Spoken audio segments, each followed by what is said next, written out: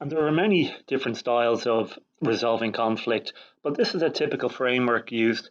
And it starts out with a style that requires the least amount of effort, but also delivers the least results, and runs all the way through to a style that requires a huge amount of effort on behalf of all parties, but also delivers the maximum results.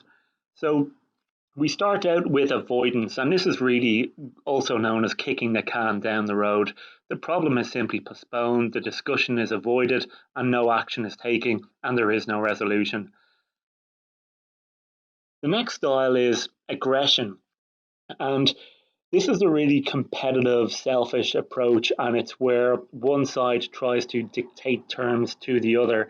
So, for example, if there's a very aggressive, stronger party, such as the vendor or manufacturer, they'll often try to inflict a solution on the other party. That's not a resolution. Accommodation is where one party surrenders to the other. So typically, in the example we just used, if the channel partner is the weaker party and they're facing a dictatorial, aggressive style, they'll simply accommodate or surrender. The method that most people tend to identify with is compromise, but really that only works with non-serious issues.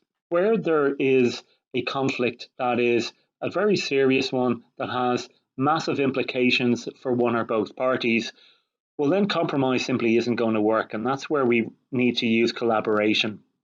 And that maximizes the benefits to everybody. It's the win win approach, but it's also the approach that takes the most amount of work from everybody to get to a solution. But where you're talking about a vitally important conflict, well, that is going to have to be solved through collaboration.